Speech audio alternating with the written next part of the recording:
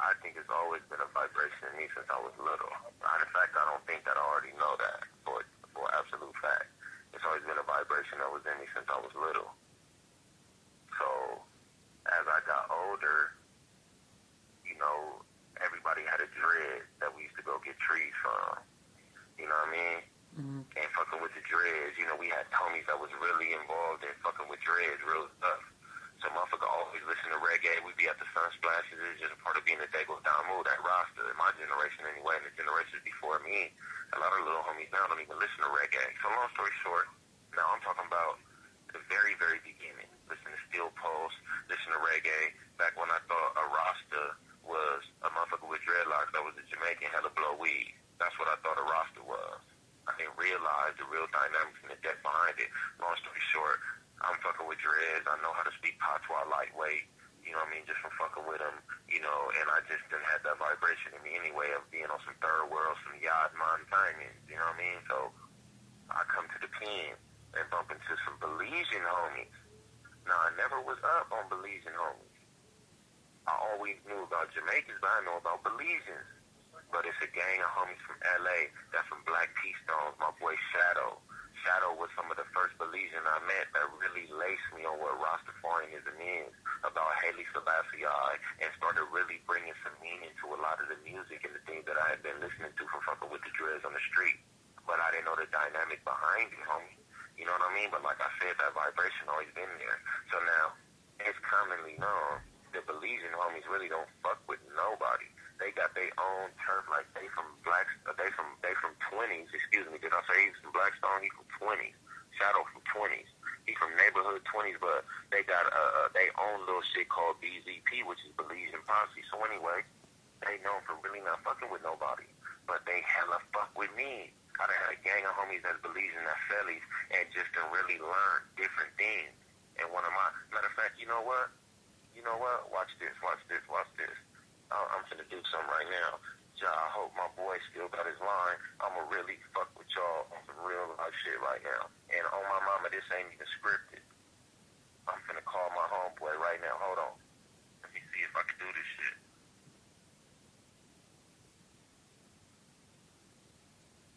Hold on, I'm finna hit the homie right now.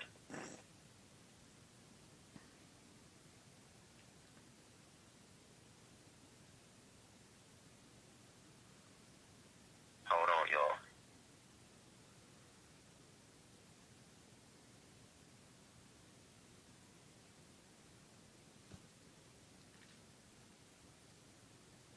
Hello? Yo, Gyro. Hey, what up, brother? Brother, hey, listen. Before you say too much, right? I got my boy up on the line. I was just chopping down my next, lead interview, but just audio, right? And I just decided, because my boy asked me to talk about Rasta, and I just thinking in my mind, man, what if I call the homeboy? Now, are you cool with them things being recorded, just the audio? Yeah, that's fine, brother. Yeah. All right, yeah. Okay, yeah, Gyro, yo. Yeah, so he was just asking me about Rasta and how I started, to learn about Rastafarian and how I get into Rastafarian. I was telling him about listening to reggae growing up and things like that in Dago, and then coming to the pen and not really hearing about no Belizeans or knowing anything more about Rasta than just thinking they was Jamaicans or something that smoked weed and listened to reggae and had dreadlocks, and that was it. I didn't really know the dynamics behind it until I bumped into some Belizean homies, in particular Shadow, you know what I mean? And Shadow really laced me on Selassie and things like that. And then, of course, brethren, I came to you. I even laced them on the fact that a lot of the Belizean homies that be blood from L.A. be from, where you used to be from, brethren, neighborhood 20s, and the fact that y'all influences also got to the point where y'all got your own area over there, BZP, and then I brought it just to the fact of, okay, hold on, let me call my brethren right now, because I know you can explain it even better than I can of a Rastafarian perspective from the third world, and then the actual dynamics of Rasta and what it means to you. Oh, yeah, most definitely, brother. First and foremost, give all thanks and praise and glory unto the Most High Jah for blessing and giving us life. So first and foremost, Rasta is our roots and our culture. It's a heritage, inheriting from our ancestors, which is manifesting this time through the liberty of Rastafari. But, as we know that the majority of the people in the modern world has come to know about Rasta through the proliferation of the reggae music, from the great legendary, Bob Marley, and when Bob came to America in the 60s and the 70s, that's when people in the Western world really got introduced to the events of what Rasta really was. But Bob was just using the vessel and the vehicle of music to proliferate the teachings of Rasta. But Rasta is much more than just reggae music or smoking the herb or the music within itself. Like I said, it's a liberty, it's a heritage, it's an inheritance, it's a roots, and it's a culture. So, but when you come to understand the deeper dynamics of it, it's a divine essence within our spirits of our ancestors. You don't have to just be necessarily from the Caribbean, Belizean, or Jamaican, or from Trinidad or Barbados, or from that area just to be Rasta, but it's rooted and grounded in that area because of the transcend from the slave trade from our ancestors being brought from Africa and the influx of culture from India and Africa. So that's why it's so steeped and rooted over there, but it's being exposed and being proliferated through the world through the reggae music. But the essence of it is a spiritual thing. And also African people, all African people within themselves, is the dynamic, is the essence of Rasta, because all of us have that same spiritual genetic DNA which is within our veins, but it's been rooted and grounded over in the Caribbean because from the slave trade when it was brought over here, as you know, and most people know that, we was dropped, some of us was dropped off in the Caribbean, some of us was dropped off in America. But when we was over there in the Caribbean, we still had on to some of our cultures, a lot of the African dialect, a lot of the African food, a lot of the African dance, the African rhythm, the African music, the whole essence of the African. So that's why we still speak with the patois, that's why we still speak a certain way. And that has been carried through in the music. So once you understand it and realize that it's a spiritual thing first and foremost, that's why when you hear the Rasta man say it's always talking about roots and culture.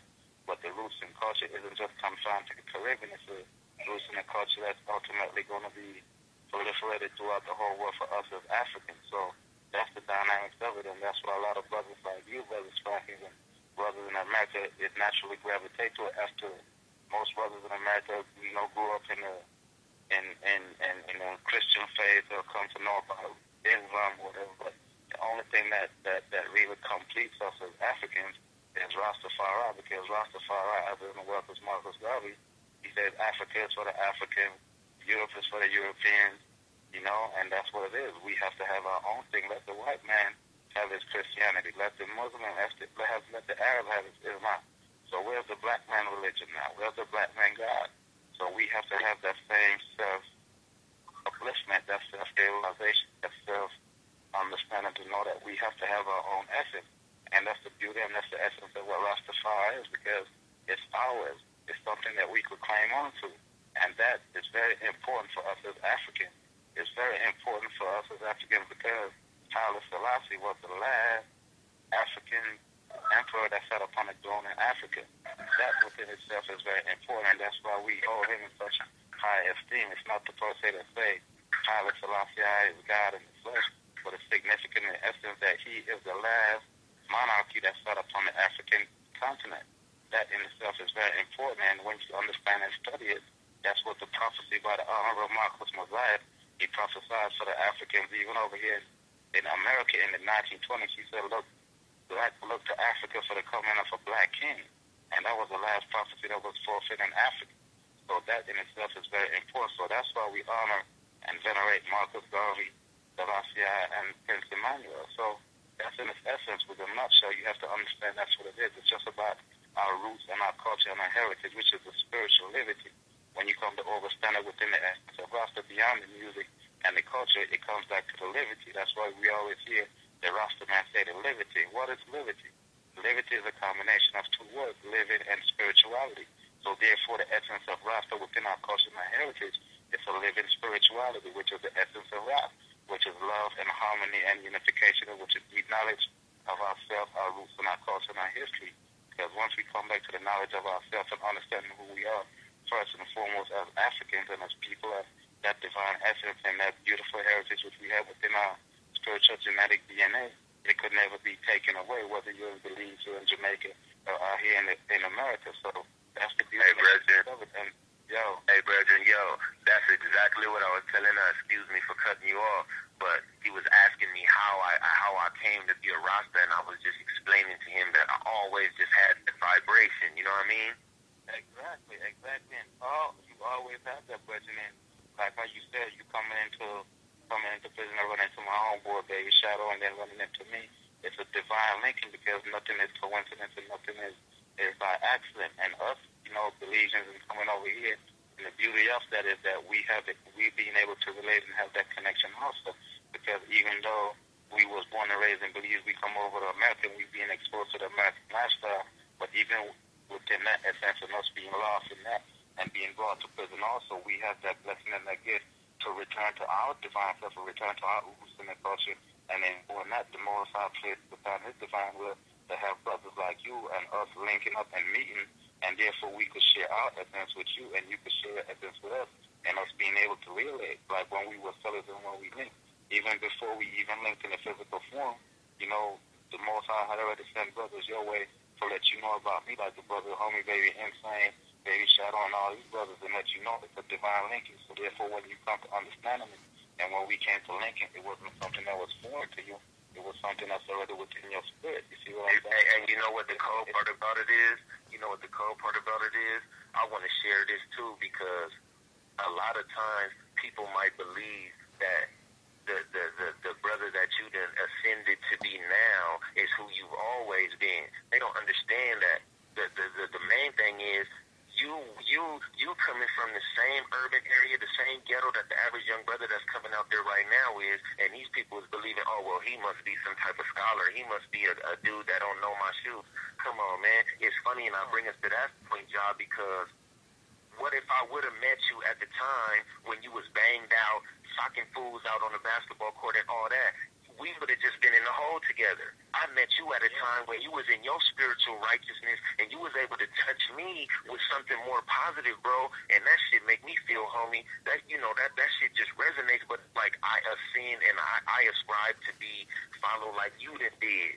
Because I remember when you was telling me, like, homie, I told the homies, like, man, I ain't with that no more, man. I'm on a more spiritual level, and homie, that take a real man to be able to do that. And a lot of times what these youngsters don't realize is that if you tell these cats, look, man, I'm not really feeling that, man, that ain't what I want to do, that you can still stand on your own too, and you don't have to be looked at in a negative way from that. Don't allow that to prevent your growth and end up with you in this situation, because, even now what we striving for, come on, man, these dudes done put a negative spin on gangsterism to the point where everybody who done either walk in that light, they acting like they ain't even gonna give you a chance to grow from up out of that spotlight, man. They don't even want to see that growth. But what I'm trying to show them is we live in examples that growth, even though we got contradictions in our life, even though sometimes we might fall to the temptation of we still striving, and that growth is in us, and despite our circumstances, we didn't allow that to dictate the fact that we were still gonna grow and mature and have a broader and greater understanding, bro.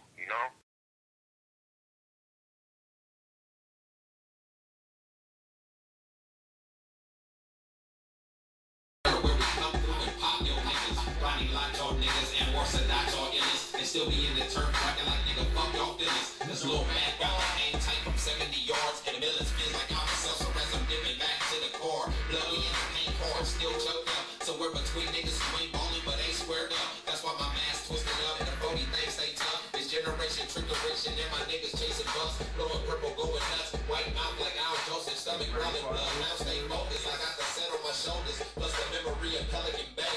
Fat Brad, Messy Moore, Scarecrow, and Lil TK.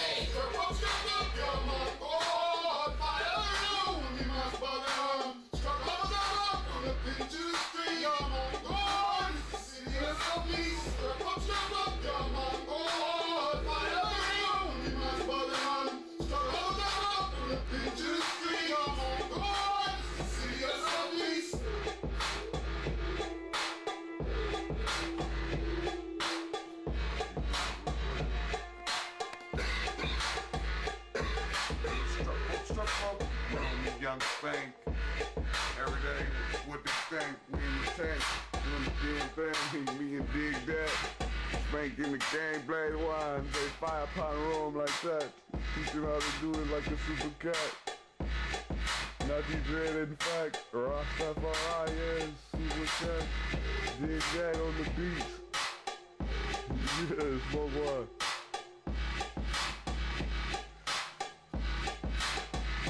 Man, fire. That there was put on Solomon's grave. Solomon! You know what I mean? On Solomon's grave, you know what I'm saying? Dutty said, he said, you know what I'm saying?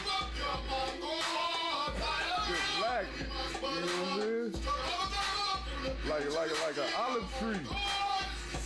Thick as his roots, you know what I'm saying? Yeah. Dutty dready, ready. Side dog. Dig that on the beat. What's up, Dig that? You know what I'm saying? Another fire beat. You know what I'm saying? Another fire beat. You know what I'm saying? 4 hours of this fire for high. Feel like, see, look. See him? See him, yeah.